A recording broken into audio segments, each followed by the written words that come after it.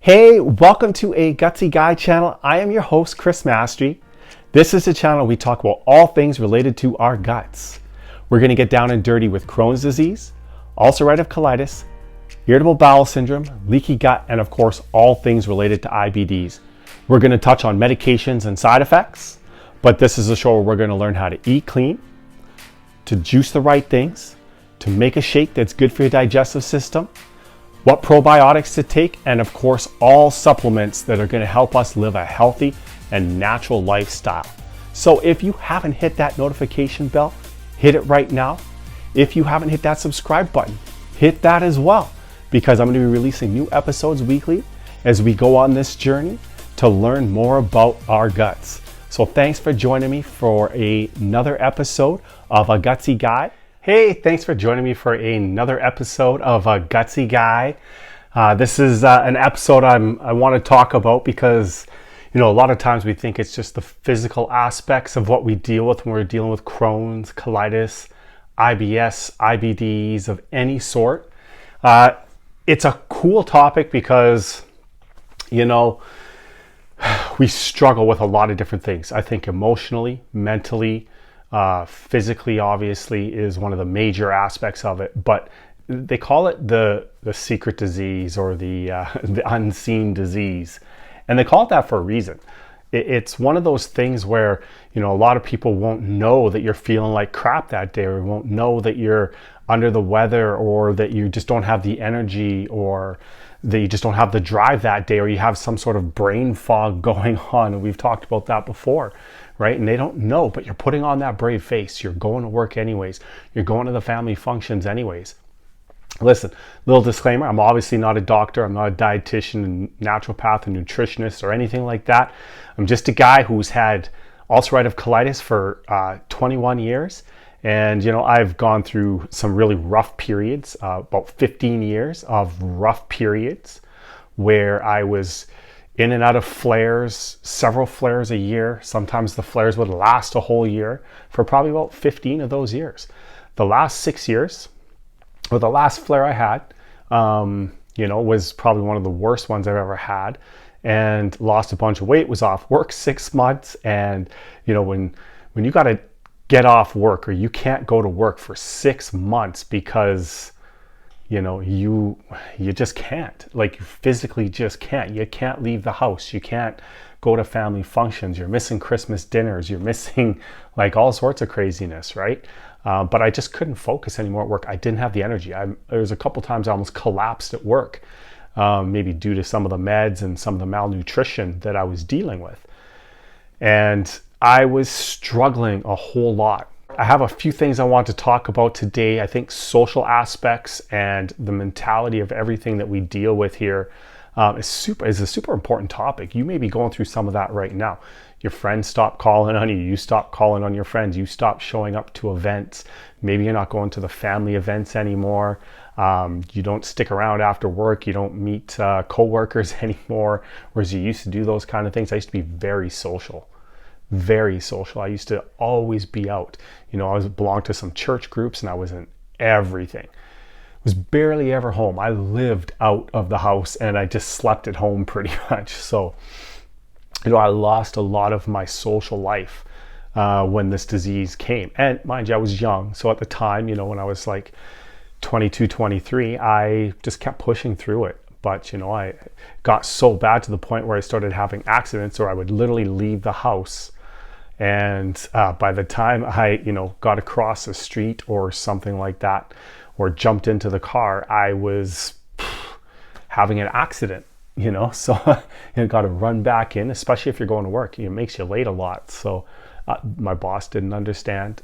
Family didn't really understand. Nobody really understood what I was going through, So that's kind of the first topic I want to talk about. So number one is going to be no one understands. I have my notes here, so a few things I want to just highlight on. Nobody knows until you walk a mile in their shoes. If you have cancer, or you're dealing with some other disease, maybe it's AIDS or something like that, nobody really truly understands what you're going through unless it's another person with that disease. Maybe it's cancer or AIDS or whatever. So us cronies, as they say, or us people with UC or colitis, IBS, IBDs, any sort of thing like that, I think we all understand each other because we know what it's like. We know what that drain of energy is like, that brain fog is like. We know what it's like when you literally are on the toilet like 20 times or 30 times a day, when you're not getting much sleep, when you sleep 12 hours and you still don't feel rested. We know. But not many other people understand that. Like when you come home from work and you're completely drained and you don't even have the energy to really make yourself a dinner because you're not getting sleep, you're malnutritioned, your body's not absorbing the nutrients that you need. It's one of those things that we take for granted, I guess, right? So how do you change some of that kind of stuff? I was saying no one understands. Sometimes even explaining it to people doesn't really help. It's not one of those things that you're like, hey, this is what I'm going through, and they'll just be like, yeah, so what, why are you late for work? Wake up earlier. No, I was probably up on the toilet an hour earlier and just couldn't get off the toilet for an hour. Like, it just doesn't work that way, right? So, number 2 is kind of the next thing I want to talk about: feeling alone, isolation, not having that sense of community, not having that sense of friendship, just somebody you can lean on. This is very real because I find with this one comes a lot of depression. I know when I was not going out and not leaving the house, and you really, I guess, you see who your friends are. I had maybe barely a handful of friends who checked in on me over the course of 6 months. And, I apparently had a lot of friends, but I only had about 6 that would, 5 or 6 that would check in on me. And then a few random people would as well, but, it was so far and few between. But when you're literally laid up in bed or not leaving the house and almost feeding your own depression, feeling alone and feeling isolated, it was brutal. Like, I was falling deeper and deeper into a depression, and I wasn't sure if I was ever going to get on. I remember I had a friend come over, and he was, hey, how's it going? Isn't it a great day? And I snapped on him so hard, like it was unreal. I was like, what do you mean it's a great day? This sucks. You have no idea what life's like, blah. And I just lit into him, like, just let him have it. I'm like, life sucks. And so it was rough. Like, I was definitely not in the headspace to hear somebody who was so cheery and happy. And he just kind of was like, whoa, like, what just happened? So, but with that depression, there's obviously some things that we're going to talk about through the course of the shows that we do, the episodes that we do. I'm definitely going to get into some of those things, not going to focus too much onto it. But, what can you do for depression? Depression and anxiety hit people differently. A lot of times we say, oh, just change your mindset, just do this, do that. It's sometimes not as easily said. It's easier said than done. Man, sometimes you start creating these chemical pathways and neurons that happen in your brain. There's a lot to it. Like I said, I'm no scientist or anything. Some of the reading I've done, I realize that as you start feeling depressed, you start creating different neural pathways in your brain, which cause you to start thinking that way more regularly. Now, if you realize you're in that, you can change it. Is it challenging? Yes, it is. But having that positive mindset, is super key, right? Even when you're down at the lowest and at the smallest points in your life, it's super key to be able to sit there and say, hey, as bad as it is, I can make it. As rough as my body's feeling, it's going to get better. Like, there is going to be a time when I'm going to feel better. But you have to kind of tell yourself that. They've done experiments with plants, right? Where you talk negatively to a plant and tell it how bad it is, how ugly it is, and all this kind of stuff, and it starts to die. Same thing if you talk positively to a plant, how it blooms extra, the colors are extra vibrant and all these kind of things. I've seen a lot of experiments like that. It's no different with your body. I believe negative energy impacts you in a certain way. Positive energy impacts you in a certain way. So we want to definitely fill ourselves with positivity. As rough as it is and as hard as it is sometimes, you definitely want to do that. I'm going to move on to the next one now because we could spend all day on that particular topic. But the other aspect of it is number 3. I'm going to talk about you just don't want to go out. You just don't want to leave the house. It's rough. If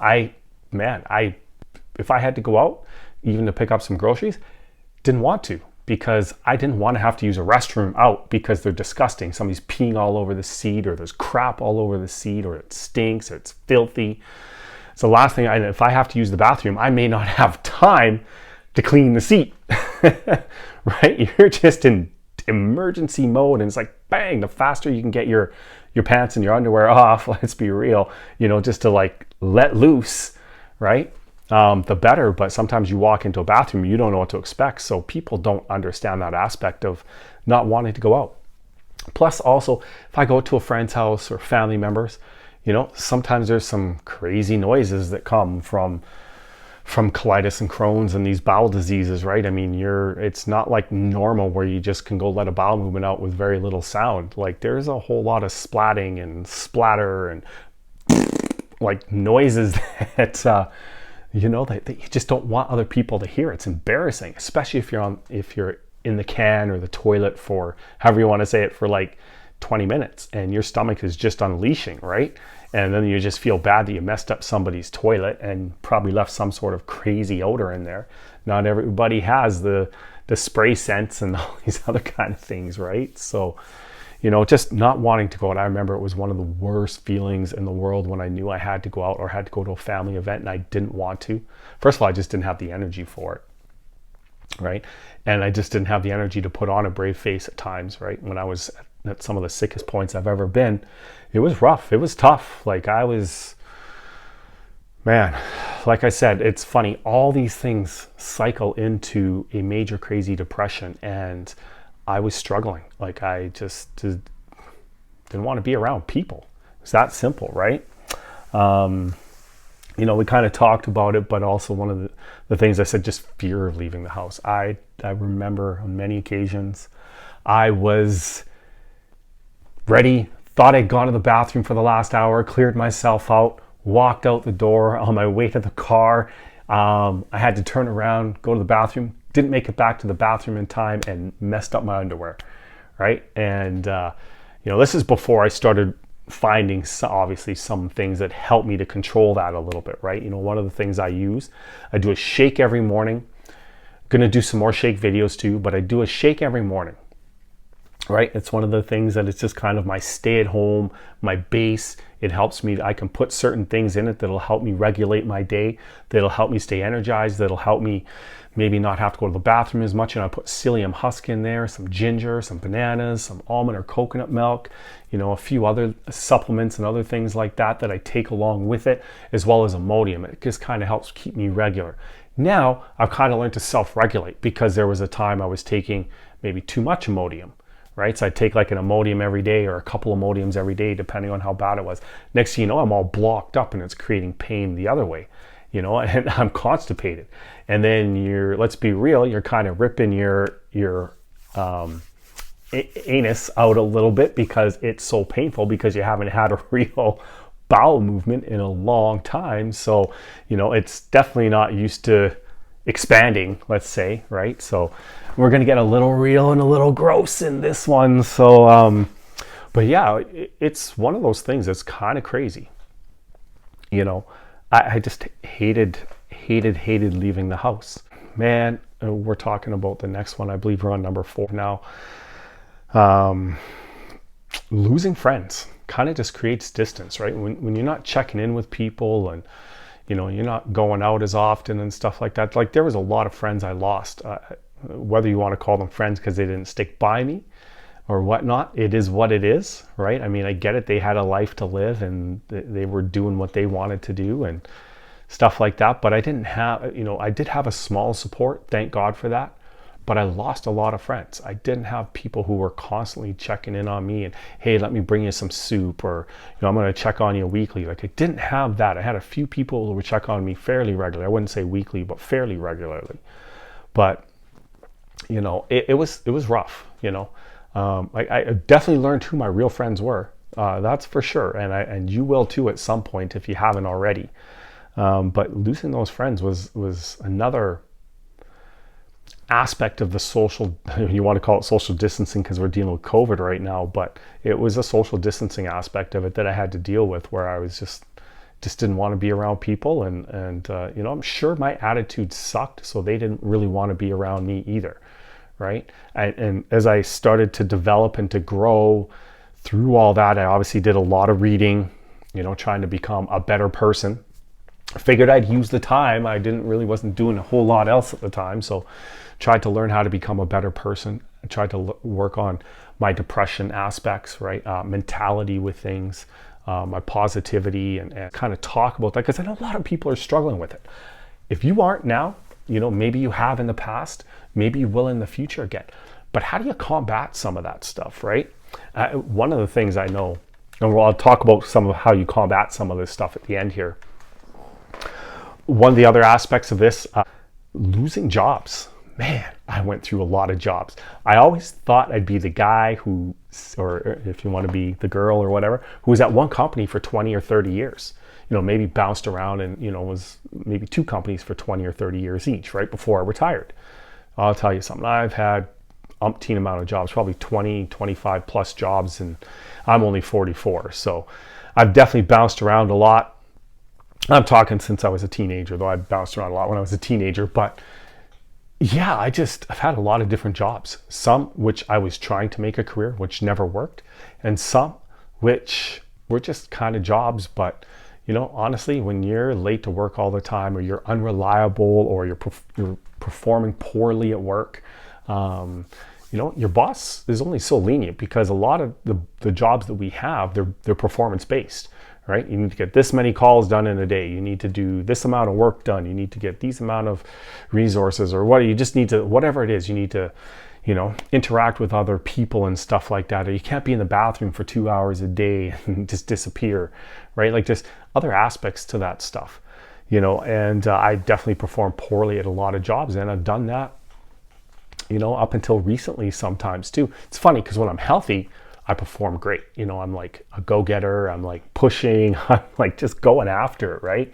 And, you know, I have periods where I tire out and maybe not performing as well as I should, but it's kind of crazy because I beat myself up a lot when I don't perform well, because I like to achieve. I like to set goals. I like to do those kind of things, right? Setting goals, even if they're incremental, helps me to feel like I'm purposeful, or I have a purpose, you know, that I can achieve something in life. Whereas, you know, when I was just sitting at home and I felt like I was completely useless to the world and I needed help from everybody, and, you know, it's a bad feeling. Like, that's another aspect of it we haven't really talked about is, man, having people help you instead of you helping people. Some people like that. I personally don't. I would rather be out there helping people. It just gave me a sense of purpose, gave me a sense of joy. You know, they always say, some people like this, maybe you're not like this, but I'm definitely like this. I get more joy from giving than I do receiving. Receiving, sometimes I have a hard time with.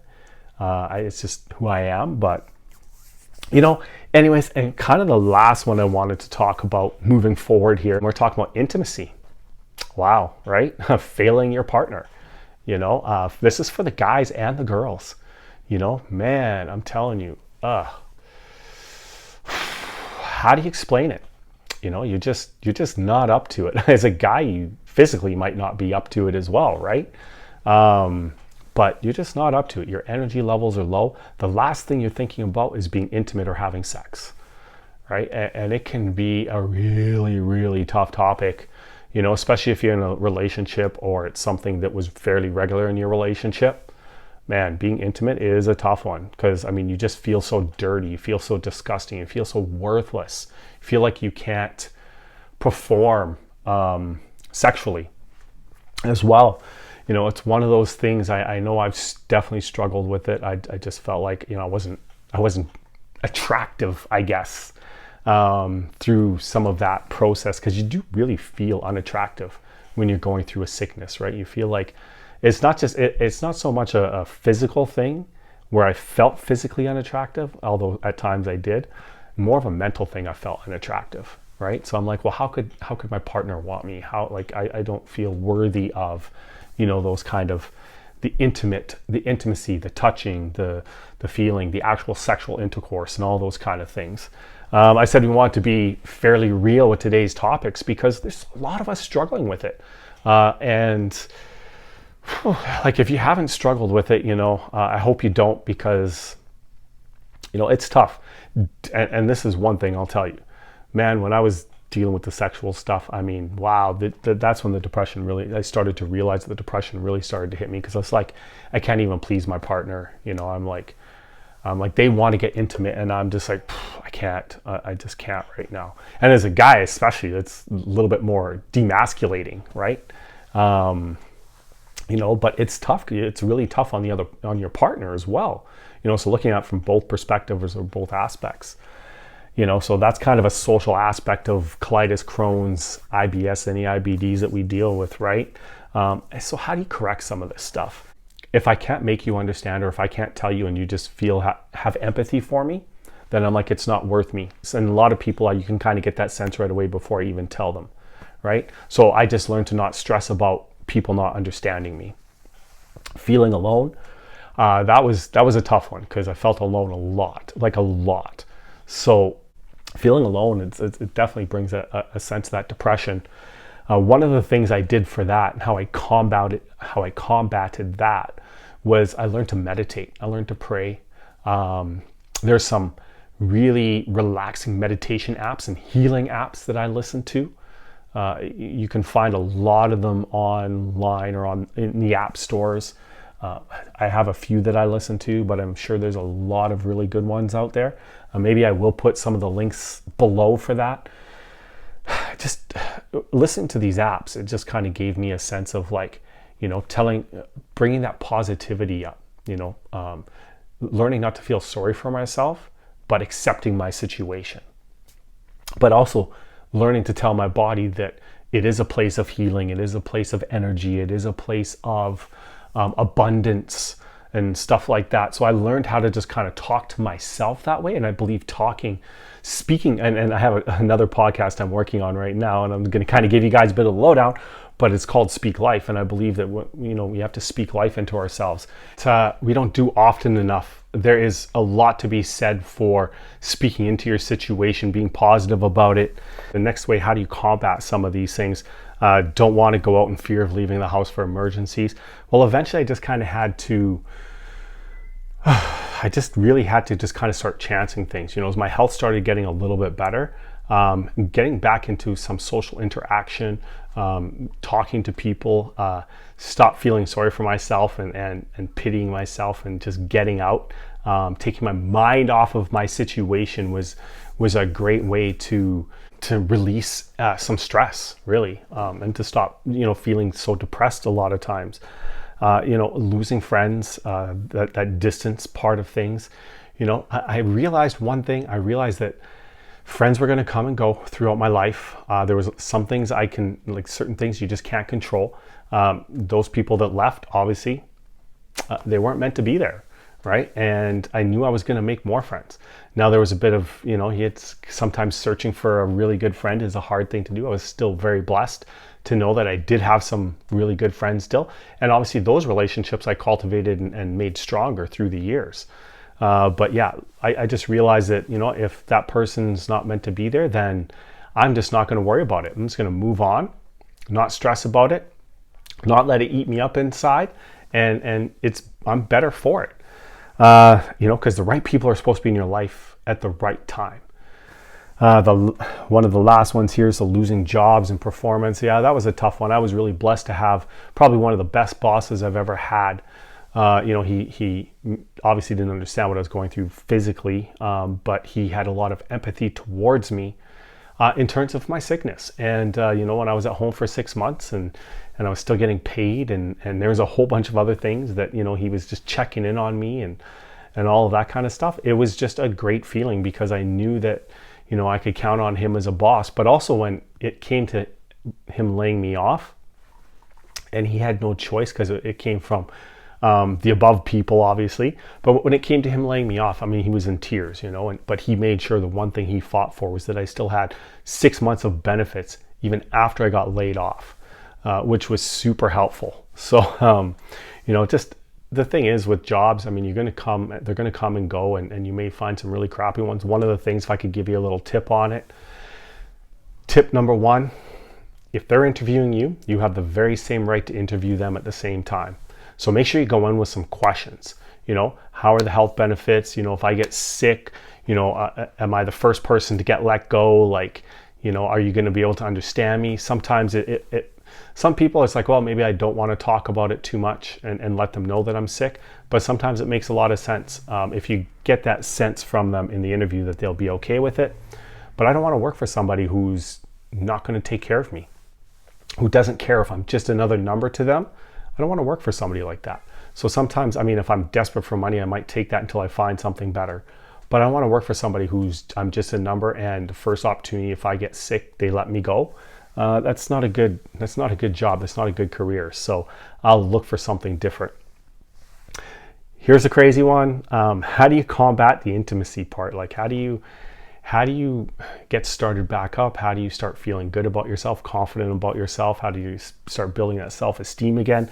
This is the crazy one because, man, like, it's tough. Like, man, I felt like I failed my partner. I felt like I failed our marriage. Just, I felt unattractive. I felt so many things. And, just kind of getting back in as a guy saying those kind of things. I mean, women are maybe a little bit more open about that kind of stuff, but as a guy, man, if you don't know what your guy's going through, maybe I can help open that up for you. But or your husband or your partner is going through, listen, they feel like absolute junk. They feel like they're letting you down. They're failing you as a husband, not just in maybe not being able to provide for you, but also in the sexual way as well. And listen, just be understanding. They're not always going to want to have sex or be intimate and stuff like that, but sometimes it's just a little bit of cuddling. I mean, they may not even want to cuddle. Maybe they're not that type of people, right? But just be understanding.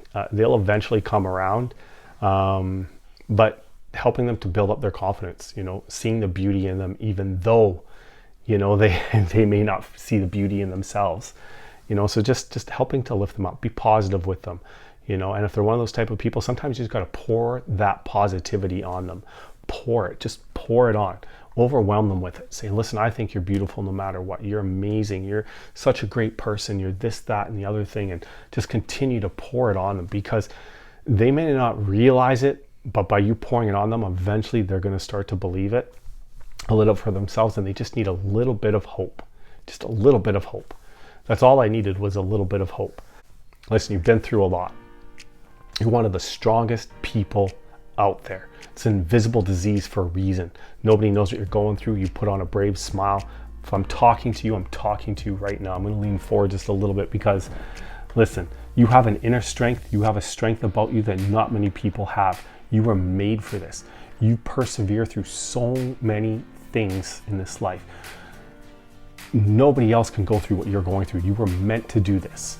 So just make sure you're doing it with grace. Make sure you're doing it with a smile on your face. It's not always going to be easy. There's going to be times you don't want to put that smile on, but you can do it. Nobody else can do it but you. You were made to do this. And yeah, it sucks and it's horrible at times, but guess what? This is something I tell myself. It won't always be like this. It won't always be this bad. There's better days coming, and you know what? I just don't know when they're going to come. But if I continue to pour that positivity in myself, people are going to look at me and be like, that person's crazy, or that person is a lunatic. Like, how can they be going through all of that stuff? People might not even know, but I'm still going to be as positive as I can. I'm still going to put a smile on my face. I'm still going to be great with people. People are not going to understand who this person is, and they're just going to be like, wow, they're blowing me away. That's what I want people, when I leave a conversation with somebody, that's what I want them to feel from me, that you're amazing. Like, I can't believe that you go through all that. I'm not telling you I'm amazing, but hopefully they get that sense that I don't give up. I'm a fighter. I'm strong. I persevere through anything. Nothing's going to stop me. I always will have a smile on my face. So hopefully you can get that sense from me. Hopefully you have that in you. I know you have that in you. You have that in you. You just got to bring it out. You got to let people see the best in you and not the worst in you. So remember, thanks for joining me. I really appreciate it. Remember to subscribe and like the channel. please leave a comment below as we try to build a community as well. I know I don't say it often enough. I'm still kind of getting used to the whole YouTube thing. Trying to do this to help people as much as I possibly can. So hopefully you guys are getting some value out of these videos. If you comment on them, I'm going to know which direction to kind of go as I make videos. So hopefully you can get some value out of them, and hopefully they are helping you. Please leave that comment below, because this way it's going to let me know what kind of content to make next. And have yourself a fabulous, fabulous week, and stay gutsy. Thanks for joining me for another episode of The Gutsy Guy. Hopefully you all got some value out of that episode. If you haven't already, hit that subscribe button, the notification bell, and the thumbs up. Make sure you give those all a click right now. And hopefully you all are staying healthy and happy. See you on the next episode.